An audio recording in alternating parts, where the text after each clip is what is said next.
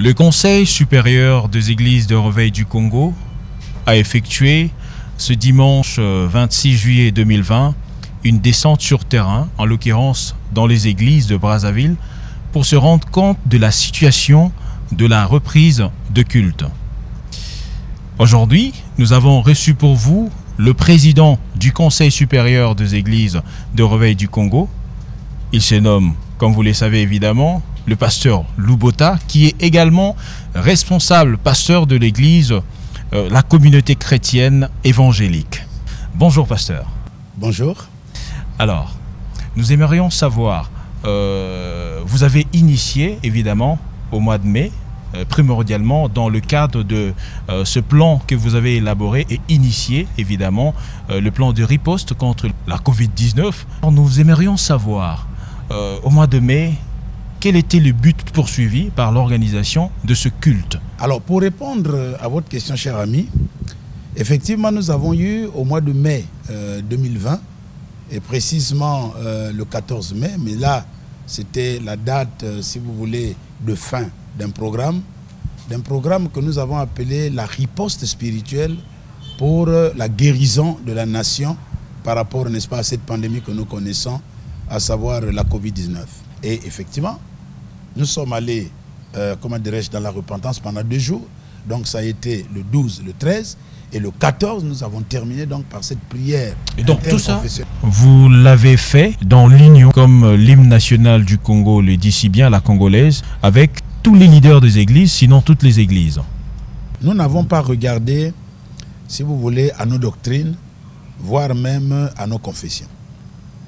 C'est vrai que d'aucuns pourraient dire, mais qu'y a-t-il de commun entre un musulman et un chrétien, entre ce qu'on peut appeler des idolâtres parmi nous et des chrétiens, surtout de l'église de réveil, ceux-là qui sont censés prier, comme la Bible le dit, en esprit et en vérité. Une certaine langue dirait que vous vous êtes réunis avec les sorciers. Bon, d'aucuns diraient cela. Mais vous savez, quand vous vous retrouvez dans l'expérience du Mont Carmel, au Mont Carmel, le prophète Élie s'est retrouvé à prier avec les prophètes de Baal. C'est vrai, chacun à son tour. Les prophètes de Baal et d'Astarté d'ailleurs. Mais Élie n'a pas dit, bon, pendant que les prophètes de Baal prient, moi je me retire d'abord, je m'en vais à côté. Et puis quand ils auront fini, je vais revenir. Nous voyons même que Élie, dans une sorte, comment dirais-je, d'humour, s'est mis même à se moquer, n'est-ce pas, de prophète de Baal en disant, mais j'ai l'impression que votre Dieu ne vous écoute pas. Mais peut-être qu'il est en train de dormir, peut-être qu'il est allé en voyage. Écoutez, criez un peu plus fort, peut-être qu'il vous entend. Donc tout ça, c'était de bonne guerre, vous devez vous dire. C'était de bonne guerre.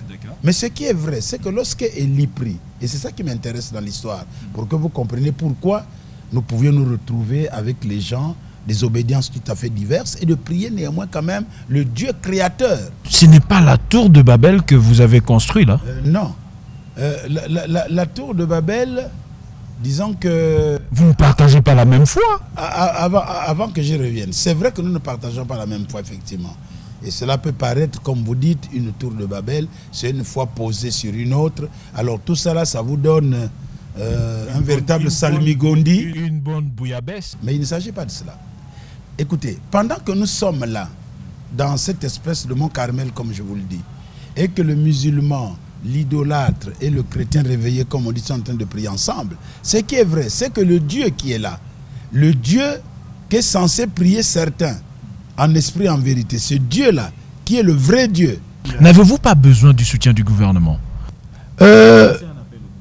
Oui, non, nous aimerions lancer cet appel, merci beaucoup. Je profite de votre micro pour dire que, voyez-vous, les confessions religieuses, quand vous prenez leurs leaders, ce sont des gens qui ont véritablement une emprise sur les populations. En 30 secondes, puisque le temps nous est compté. Voilà. Donc, ils ont une telle emprise que je crois que les pouvoirs publics doivent compter avec les confessions religieuses.